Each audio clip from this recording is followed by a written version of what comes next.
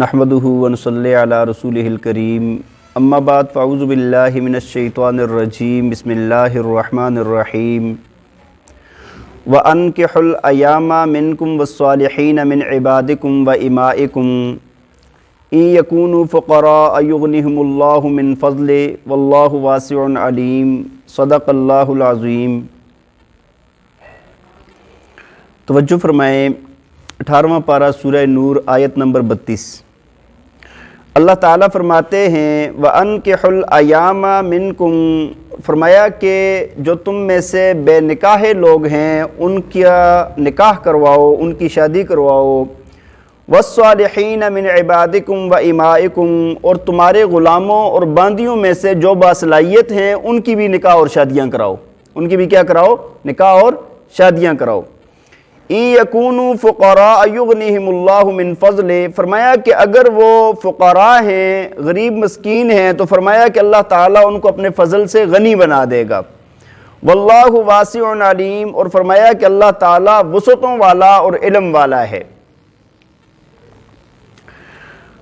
دیکھیں جی، اللہ تعالیٰ نے گزشتہ میں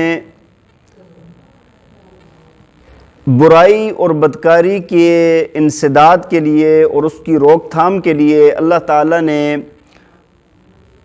زناکار کی سزا کا بیان فرمایا، پھر جو کسی پر زنا کی تہمت لگاتا ہے اس کا بیان فرمایا، پھر اس کے بعد لعان کا بیان فرمایا، اس کے بعد اما عائشہ رضی اللہ تعالی عنہ کی پاکیزگی کا واقعہ افک بیان فرمایا، اور پھر اس کے بعد اللہ تعالیٰ نے ساتھ ہی کہ کسی کے گھر میں داخل ہونا ہے اس کے متعلق بیان فرمایا کہ کیسے داخل ہونا ہے۔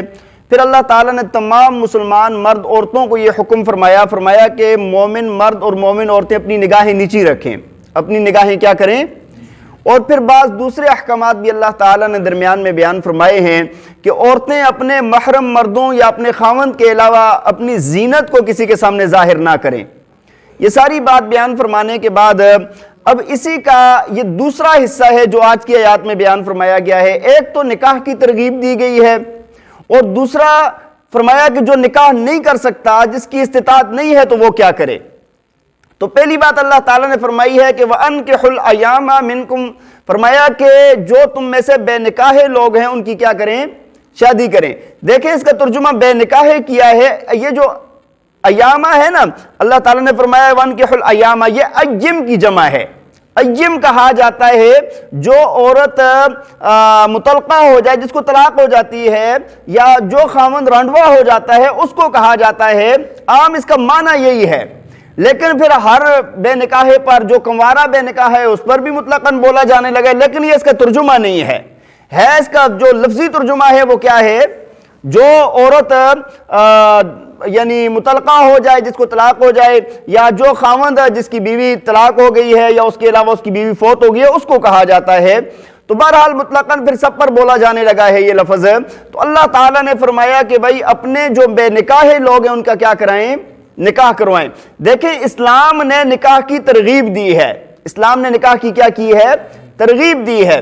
تو جو بندہ باصلاحیت ہے، جس کی صحت ٹھیک ہے، اس کے پاس مال دولت موجود ہے، وہ رکھ سکتا ہے، تو فرمایا کہ اس کے لیے نکاح کرنا ضروری چیز ہے۔ دیکھیں جو انسان کھاتا ہے پیتا ہے اس کو نکاح کی ضرورت بھی پڑتی ہے، اور نکاح ایسے ہی ہے جس طرح دیکھیں نا ہمیں بھوک لگتی ہے نا، بھوک لگتی ہے کھانا کھاتے ہیں، اسی طرح یہ قضاء شہوت کے لیے اللہ تعالیٰ نے ایک رستہ بنایا ہے کہ انسان جانور نہیں ہے، جانوروں کی طرح جہاں پر جی چاہے جیسے جی چاہے یہ اپنی شہوت پوری کر لے، بلکہ فرمایا نکاح کا رستہ رکھا ہے تاکہ انسانی نسل آباد رہے، اس کے اندر فساد نہ ہو، یہ بہت انتظام کے تحت رہے، اس وجہ سے اللہ تعالیٰ نے نکاح کا حکم فرمایا ہے اور نکاح کی ترغیب ہے۔ اور حدیث کے اندر نا اس تجرد کو پسند نہیں کیا گیا، باقاعدہ منع فرمایا گیا ہے کہ جو بندہ اکیلا رہے، سب کچھ پاس موجود ہے لیکن نکاح نہیں کر رہا، تو اس بات کو ناپسند کیا گیا ہے۔ اور اس وقت کے اندر تو ہمارے معاشرے کے اندر نکاح کو ویسے بہت مشکل بنا دیا گیا ہے۔ بدکاری، فحاشی، زناکاری مشکل نہیں ہے، بلکہ نکاح کیا ہے؟ بھائی لڑکی والے ہیں تو ان کو اتنی زیادہ جہیز کے لیے ان کو اتنی محنت کرنی پڑتی ہے کہ ان بیچاروں کی ساری زندگی کی جمع پونجی اس پر لگ جاتی ہے۔ لڑکے والے ہیں ان کے لیے الگ سے شرائط رکھی جاتی ہیں۔ بھائی نکاح ایک سنت عمل ہے، ہاں اپنی استطاعت کے مطابق مہر مقرر کر کے، مہر کی ادائیگی کر کے بندہ کیا کرے؟ رخصتی کر سکتے ہیں. ماں باپ پر یہ لازم نہیں ہے کہ وہ اتنا ساز و سامان ساتھ جہیز کا دیں گے تب جا کر ہوگا. یہ لڑکے والوں پر اتنی باری برکم اور بڑی بڑی شرائط رکھ لینا. اسی وجہ سے آپ دیکھ لیں کہ ہمارے یہاں پر بعض بچیاں 30 35 40 سال کی ہو گئی ہیں, نکاح نہیں ہوئے ابھی تک. وجہ کیا ہے؟ کسی کا جہیز پورا نہیں ہو, کبھی ادھر سے ڈیمانڈ پوری نہیں ہو رہی, کبھی ادھر سے پوری نہیں ہو رہی. تو نکاح کو آسان بنا لیا جائے تاکہ زنا کی روک تھام ہو سکے. اچھا, نکاح میں بھی دیکھیں, نکاح جس طرح پہلا نکاح کرنا جائز ہے نا مرد کے لیے, اس میں کوئی رکاوٹ ہے, اسی طرح دوسرے نکاح میں بھی کوئی رکاوٹ نہیں ہے. اسلام نے اس کے اندر کوئی وہ نہیں رکھی کہ بھئی عورتوں کے ساتھ نکاح کیا جائے. نکاح کریں گے ایک عورت کی ذمہ داری اپنے اوپر لینی ہے, بہت مشکل کام ہے, آسان کام نہیں ہے. لوگ نا آج کل اس کی بھئی شریعت نے ایک بات کی اجازت دی ہے, اللہ تعالیٰ نے قرآن میں جب اجازت دی ہے 1 2 3 4 جہاں تک جو بندہ عدل کر سکتا ہے تو اس کے لیے اجازت ہے. اور بعض لوگ کہتے ہیں نا کہ یار ہم عدل جو ہے نا 2 ہوں گی تو عدل نہیں کر سکیں گے, تو ایک کے ساتھ عدل کر رہے ہیں. یہ بھی تو کبھی سوچا ہے آپ نے, ایک کے ساتھ بھی لوگ عدل نہیں کر رہے. تو نکاح کی ترغیب ہے, نکاح کرنا چاہیے تاکہ برائیوں کی روک تھام ہو سکے. ٹھیک ہے جی. برابر کا جب وہ حضرت علی رضی اللہ تعالیٰ عنہ کو نا نبی علیہ السلام نے فرمایا تھا, فرمایا کہ 3 چیزوں میں دیر نہیں کرنی. فرمایا جب نماز کا وقت ہو جائے تو نماز کے وقت میں پھر دیر نہیں کرنی, نماز پڑھ لینی ہے. دوسرا, جب جنازہ تیار ہو جائے تو فرمایا دیر نہیں کرنی بلکہ جنازے کی نماز ہو جانی چاہیے. اور تیسرا فرمایا کہ جب برابر کا رشتہ آ جائے نا تو فرمایا پھر بھی دیر نہیں کرنی, پھر بھی دیر نہیں کرنی. ایک صحابی نبی علیہ السلام کے پاس آئے, آپ نے پوچھا ان سے کہ بھائی تمہارے پاس نکاح ہوا ہے تمہارا؟ کہتے نہیں. کہتے مال ہے تمہارے پاس؟ کہتے ہاں جی بہت مال ہے, بکریاں اونٹ وغیرہ بہت سارا مال ہے میرے پاس. کہا کوئی تمہارے پاس لونڈی باندھی ہے, جائز باندھی جو تمہاری ملکیت میں ہو؟ کہا جی نہیں ہے. تو آپ نے فرمایا کہ انت اخوان الشیطان, فرمایا کہ تو شیطان کا بھائی ہے, صحابی رسول ہیں. بات سمجھ آ رہی ہے؟ فرمایا نکاح کیوں نہیں کیا تم نے؟ جب تمہارے پاس مال موجود ہے, سب کچھ موجود ہے, تم نکاح کرو ورنہ برائی کے اندر پڑ جاؤ گے. ٹھیک ہے, تو نکاح کی ترغیب دی گئی ہے. تو بہرحال وہ بندہ کہ جس کے پاس استطاعت ہے وہ کیا کرے گا؟ نکاح کرے گا. اور دوسرا آگے اللہ تعالیٰ نے فرمایا کہ اور اپنی جو باندیاں اور غلام ہیں جو باصلاحیت ہیں, آپ کو پتہ ہے رشتے کو نبھا سکیں گے اور ان کے اندر یہ صلاحیت موجود ہے, کسی ایسے راستے پر نہیں جائیں گے, تو فرمایا کہ ان کا بھی نکاح کروا دیں. اگر کسی باندی کا اگر نکاح کروا دیا جائے پھر اس کے بعد مالک اس کے قریب نہیں جا سکتا اس کے خاوند کے علاوہ, اور خدمت لے سکتے ہیں, پھر اور خدمت لے سکتے ہیں. آپ کو پتہ ہے نا کہ بھئی باندی کے ساتھ بغیر نکاح کے بھی جماع کی اجازت تھی, لیکن وہ باندی کے جس کا کسی اور کے ساتھ نکاح نہیں ہوا, اگر نکاح ہوا ہے تو پھر اجازت نہیں ہے. آگے اللہ تعالیٰ نے فرمایا ان یکونوا فقراء یغنیہم اللہ من فضلہ, فرمایا کہ اگر یہ جو نکاح کرنے والے ہیں نا کہ اگر یہ غرباء ہیں, فقراء ہیں, تو فرمایا اللہ تعالیٰ ان کو اپنے فضل سے غنی کر دے گا. دیکھیں کیا وجہ ہوتی ہے, وجہ یہ ہوتی ہے کہ ایک بندہ ہے نا بالکل بے ڈنگی زندگی گزار رہا ہے, اس کو خیال ہی نہیں ہوتا کسب معاش کا, ہاں اس کو, لیکن جب شادی ہو جاتی ہے تو اس کو خیال پیدا ہو جاتا ہے یار میں نے کمانا ہے اپنے بال بچوں کے لیے سب کچھ. تو بہت سارے لوگ سدھر جاتے ہیں, اللہ تعالیٰ ان ذرائع کے ذریعے سے اس کو مستغنی کر دیتا ہے ادھر ادھر سے, اور اس کو اللہ تعالیٰ مال بھی عطا فرما دیتے ہیں. واللہ واسع علیم, فرمایا اللہ تعالیٰ وسعتوں والا اور علم والا ہے. وَلْيَسْتَعْفِفِ الَّذِينَ لَا يَجِدُونَ نِكَاحًا حَتَّى يُغْنِيَهُمُ اللَّهُ مِنْ فَضْلِهِ. دوسرا حکم بیان فرمایا کہ جس کے پاس کچھ بھی نہیں ہے, فرمایا کہ وہ لوگ عفیف رہیں, بچ کے رہیں ہر برائی سے, کہ جو نہیں پاتے نکاح کے لیے کچھ بھی, یہاں تک کہ اللہ تعالیٰ ان کو غنی کر دے, یعنی ان کو اتنا مال دولت عطا فرما دے جس سے وہ نکاح کریں. بات سمجھ آ رہی ہے کہ نہیں؟ تاکہ بھائی کسی کی زندگی بھی تو تباہ نہ ہو نا, اپنا بھی خیال رکھنا ہے, کسی کی بیٹی کا بھی خیال رکھنا ہے, کسی کی بہن کا بھی خیال رکھنا ہے. یہ نہیں ہے کہ اگر صلاحیت ہی نہیں ہے نکاح کی, یا بندہ ہی ایسا ہے جس طرح اللہ تعالیٰ نے غلام کے متعلق فرمایا نا صلاحیت والا ہو. بعض لوگ تو ویسے ہی کسی کی بیٹی کو ڈبو دیتے ہیں, تو اس بات کا بہت زیادہ لحاظ رکھنا چاہیے. بیٹے کے اندر یہ صلاحیت موجود ہے اور اس کے اندر کچھ ایسی بات ہے کہ کسی کی ذمہ داری نبھا سکتے ہیں, تب جا کر نکاح کروانا چاہیے. ایسے ہی نہیں, بعض دفعہ والدین کی وجہ سے لوگ رشتہ دے دیتے ہیں اور دوسروں کی بیٹیاں بہت مشکل والی زندگی گزار رہی ہوتی ہیں, تو اس بات کا بھی لحاظ رکھنا چاہیے. تو فرمایا کہ جب تک اللہ تعالیٰ ان کو عطا نہ فرما دے اتنا کچھ, اس وقت تک وہ کیا کریں, اپنے آپ کو پاک دامن رکھیں. اور اس کا بھی حدیث میں بتایا گیا ہے, فرمایا کہ جس کے پاس نکاح کے لیے کچھ نہیں ہے اور اس کو شہوت تنگ کر رہی ہے, تو فرمایا وہ بندہ روزے رکھے. وہ بندہ کیا کرے؟ بعض صحابہ نے نبی علیہ السلام سے اجازت چاہی کہ خسی کر دینے کی, بات سمجھ آ رہی تاکہ بھائی یہ مادہ ہی ختم ہو جائے بندے سے شہوت والا. تو نبی علیہ السلام نے منع فرمایا میری امت کے اندر یہ چیز جائز ہے. بلکہ فرمایا کہ تم لوگ روزے رکھو, تم لوگ کیا کرو, روزے رکھو. انسانی شہوت کا جوش خروش اس سے کیا ہو جاتا ہے, کم ہو جاتا ہے. اور اگلا مسئلہ ایک اور بیان فرمایا اللہ تعالیٰ نے کہ ایک کتابت والا مسئلہ ہے. کتابت اس کو کہتے ہیں, غلام, آپ کو پتہ ہے نا غلاموں کا دور ہوتا تھا جو اسلام سے پہلے سے چلا آ رہا تھا, اسلام نے اس کو ختم کیا ہے قسم کے کفارے میں, فلاں کفارے میں آزاد کرو, فلاں کفارے میں آزاد کرو, فلاں کفارے میں. ویسے ترغیب دی گئی جو کسی کو آزاد کرے گا اس کے ہر عضو کے بدلے میں اس کو جہنم سے چھڑا دیا جائے گا.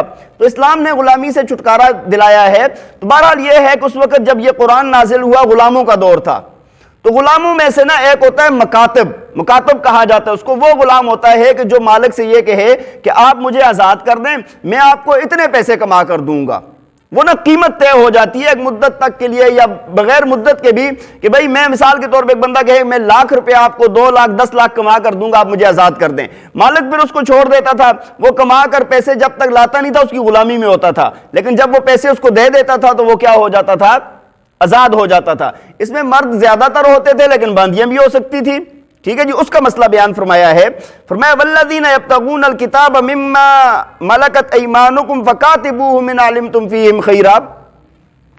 فرمایا کہ اور وہ لوگ جو تم سے کتابت چاہتے ہیں, یعنی پیسوں کے بدلے میں آزادی چاہتے ہیں, تو فرمایا کہ جو تمہارے غلام ہیں فرمایا ان کو مکاتب بنا دو تم, اگر تم اس بات کے اندر کچھ بہتری جانتے ہو کہ بھائی یہ مطلب غلامی سے نکل کے کوئی دنگا فساد یا فتنے فساد کا باعث نہیں ہوں گے اور یہ کر لیں گے, تو فرمایا پھر ان کو کیا کر لینا چاہیے, ان کو مکاتب بنا لینا چاہیے.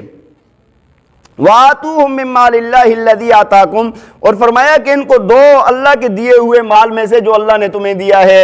اب یہ کون دے گا ان کو, بھئی مالک تو خود ان سے لے رہے ہیں نا, یہ عام مسلمانوں کے لیے بھئی ان کی مدد کریں اور مسلمان بھی, تاکہ ان کو غلامی سے آزاد کر دیا جائے, وہ اپنی جان چھڑانے میں کامیاب ہو جائیں. تو فرمایا کہ جو اللہ نے تمہیں مال دیا ہے وہ بھی ان کو دو. وَلَا تُكْرِهُ فَتَيَاتِكُمْ عَلَى الْبِغَاءِ. اگلا مسئلہ یہ ہے کہ بعض لوگ ایسے تھے کہ جن کی باندیاں ہوتی تھی وہ ان کو برائی پر زبردستی کرتے تھے, برے کاموں پر لگاتے تھے, زناکاری پر, فحاشی پر, اور اس سے وہ پیسے کماتے تھے. اور ان میں سے نا سر فہرست جو تھا عبداللہ بن ابی منافق جو تھا نا, اس کی 6-7 باندیاں تھی. بعضوں نے اس میں سے اسلام بھی قبول کیا تھا. یہ کیا کرتا تھا کہ وہ ان سے زبردستی یہ دندہ کرواتا تھا. تو اور ان میں سے بعضوں نے نبی علیہ السلام کے پاس آ کر بھی شکایت کی, یا رسول اللہ ہمارے ساتھ تو یہ مجبوری ہے, یہ پریشانی ہے, اللہ کے ہاں تو ہم مجرم بن رہے ہیں. تو اللہ تعالیٰ نے اس کے متعلق فرمایا ایک تو اپنی باندیوں کو برائی پر نہ ان کو زبردستی کرو, اور دوسرا فرمایا کہ اگر باندی کا اپنا دل نہیں ہے بلکہ زبردستی اگر اس پر کی گئی ہے تو فرمایا اللہ تعالیٰ اس کو معاف فرما دیں گے. اللہ تعالیٰ اس کو دیکھیں. اچھا زنا کے اندر بھی ہے, اگر ایک بندے کے ساتھ زبردستی زنا کیا جائے نا تو حد پھر صرف اس پر لگتی ہے جو زبردستی کر رہا ہے, جس کے ساتھ زبردستی کیا جا رہا ہے اس پر حد نہیں لگتی. ایسے نبی علیہ السلام کے زمانے میں بھی ایک واقعہ پیش آیا تھا. فرمایا دیکھیں آپ, فرمایا کہ وَلَا تُكْرِهُ فَتَيَاتِكُمْ عَلَى الْبِغَاءِ, اور فرمایا کہ اپنی باندیوں کو تم بدکاری پر زبردستی نہ کرو. ان ارادنا تحسنا, فرمایا کہ اگر یہ پاک دامنی چاہتی ہیں, لِتَبْتَغُوا عَرْضَ الْحَيَاةِ الدُّنْيَا, حیات الدنیا, تاکہ تم اس کے ذریعے سے دنیا کا مال حاصل کر سکو. وَمَن يُكْرِهُنَّ فَإِنَّ اللَّهَ مِن بَعْدِ إِكْرَاهِهِنَّ غَفُورٌ رَحِيمٌ. فرمایا کہ جس پر یعنی جس لڑکی پر, جس باندی پر زبردستی کی گئی, فرمایا کہ اس کے زبردستی کے بعد اللہ تعالیٰ اس کو معاف کرنے والا ہے, بخشنے والا ہے, رحیم ہے اس کے ساتھ. آگے فرمایا وَلَقَدْ أَنزَلْنَا إِلَيْكُمْ آيَاتٍ مُبَيِّنَاتٍ, فرمایا کہ تحقیق ہم نے تمہاری طرف واضح آیات نازل کی ہیں. وَمَثَلًا مِّنَ الَّذِينَ خَلَوْا مِن قَبْلِكُمْ, اور فرمایا کہ تمہارے لیے مثالیں ہیں پہلے لوگوں کی بھی. وَمَوْعِظَةً لِّلْمُتَّقِينَ, اور نصیحت ہے متقین کے لیے. کیا مطلب؟ دیکھیں اللہ تعالیٰ نے قرآن میں واضح دلائل, واضح واقعات بیان فرمائے ہیں انسان کی سمجھ کے لیے. جس طرح بھی گزشتہ میں واقعہ گزرا اما عائشہ رضی اللہ تعالیٰ عنہ کا, اس سے ہمیں پتہ چلا کہ کسی کے متعلق کوئی بات تحقیق نہ ہو تو کبھی کوئی بات اللہ تعالیٰ نے خود گواہی دی کہ یہ پاکیزہ ہیں. بی بی مریم پر تہمت لگی تو حضرت عیسیٰ علیہ السلام نے گواہی دی. حضرت یوسف علیہ السلام پر تہمت لگی تو گھر کے ایک بچے نے گواہی دی. ٹھیک ہے جی, بہت سارے ایسے واقعات موجود ہیں اور بہت سارے لوگوں کی مثالیں موجود ہیں. کس کے لیے نصیحت, کس کے لیے ہے؟ وَمَوْعِظَةً لِّلْمُتَّقِينَ, متقین کے لیے کیا ہے؟ نصیحت ہے. اللہ تعالی ہمیں عمل کرنے کی توفیق عطا فرمائے. وآخر دعوانا ان الحمد للہ رب العالمین.